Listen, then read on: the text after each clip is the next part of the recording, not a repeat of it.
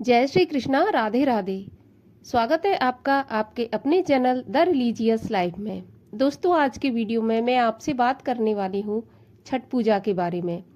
छठ पूजा जो कि बिहार का और उत्तर प्रदेश का बहुत ही मुख्य और खास त्योहार है। छठ पूजा जिसमें सूर्य भगवान की पूजा की जाती है। छठ पूजा का व्रत कैसे किया जाता है, कब किया जाता है, और इसके साथ ही इसमें हम छठ पूजा की कथा भी सुनेंगे। तो वीडियो बहुत ही महत्वपूर्ण है, अंत तक बने रहिए।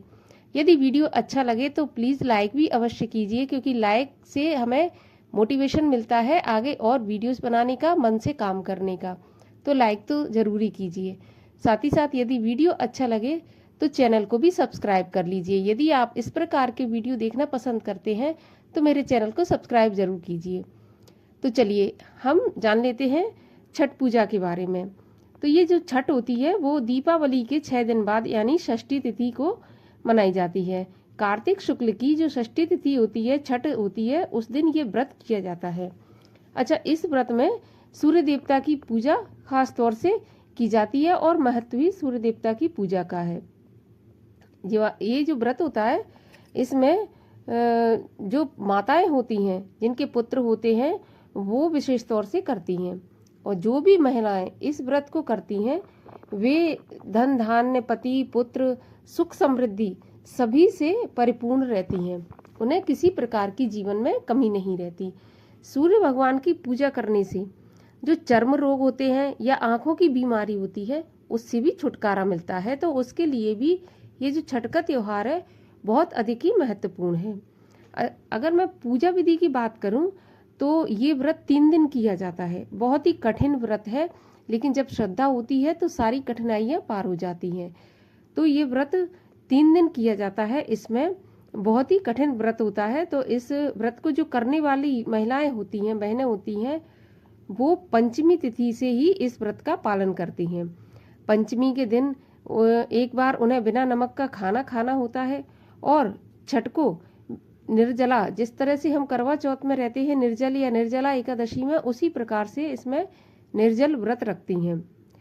षष्ठी को जो छठ को जो सूर्य अस्त होते हैं तो उनका जो विधि विधान से पूजा करती हैं, अर्घ देती हैं और सारा दिन व्रत रखती हैं। तरह तरह के पकवान बनाती हैं, फल मिष्ठान आदि से सूर्य भगवान का भोग लगाया जाता है और रात को जागरण किया जाता है।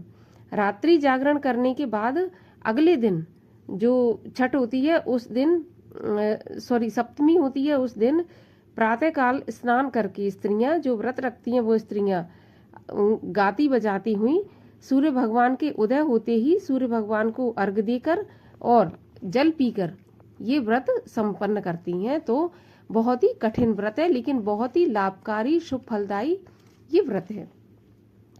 अब अगर हम इस कथा की बात करें तो देखिए, कथा बहुत ही छोटी सी है लेकिन प्राचीन कथा है। चलिए कथा भी सुन लेते हैं। प्राचीन काल में बिंदुसर तीर्थ में एक महीपाल नाम का जो व्यापारी था वो रहता था। वह धर्म कर्म तथा देवताओं का बहुत ही विरोधी था।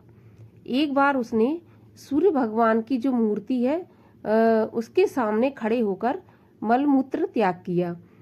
अब जिसके फलस्वरूप क्या हुआ, उसकी दोनों आंखें चली गईं। आंखें जाने के बाद एक दिन उसने अपने उपद्रवी जीवन से ऊब कर, मतलब जो उसका जीवन था आतताई टाइप का, उससे वो खुद बोर हो गया, ऊब गया। तो उससे ऊब कर उसने गंगा जी में डूबकर अपने प्राण देने की जो निश्चय है वो कर लिया। ऐसा मन में सोचकर कि गंगा जी में कूदकर वो अपनी जान दे देगा, रास्ते में चल पड़ा। रास्ते में उसे नारद जी मिले। तो नारद जी ने पूछा कि सेठ जी क्या हुआ, बताइए, कहाँ पर ऐसी जल्दी जल्दी भागे जा रहे हो। तो वो अंधा सेठ रो पड़ा और सांसारिक सुख दुख की जो प्रताड़ना है उससे प्रताड़ित होकर प्राण त्याग करने का इरादा मुनि जी को बतलाया। तो नारद मुनि दया से भरकर गदगद होकर बोले कि हे अज्ञानी, तू प्राण त्याग मत कर। भगवान सूर्य के क्रोध से तुम्हें यह दुख भुगतना पड़ रहा है। तू कार्तिक मास की सूर्य षष्ठी अर्थात छठ का व्रत रख, तो तेरे सारे दुख और दरिद्रता मिट जाएगी। नारद जी की बात सुनकर उस व्यापारी ने ऐसा ही किया। नारद जी ने जैसा कहा था कि छठ का व्रत करना, उस प्रकार उसने छठ का व्रत किया। व्रत करने के बाद सुख समृद्धि से पूर्ण वो दिव्य ज्योति वाला हो गया। उसकी आंखों की रोशनी भी वापस आ गई और उसके घर में सुख समृद्धि भी आ गई। तो ऐसे सूर्य भगवान की जो छठ में पूजा करता है, छठ का व्रत रखता है, उसको सारी सुख समृद्धि प्राप्त होती है और निरोगी काया भी प्राप्त होती है। तो आप सभी को छठ की बहुत अधिक शुभकामनाएं। वीडियो अच्छा लगा हो तो लाइक अवश्य करके जाइए, चैनल को सब्सक्राइब करके जाइए। मैं मिलती हूँ आपसे अगले वीडियो में, तब तक के लिए हरे कृष्ण।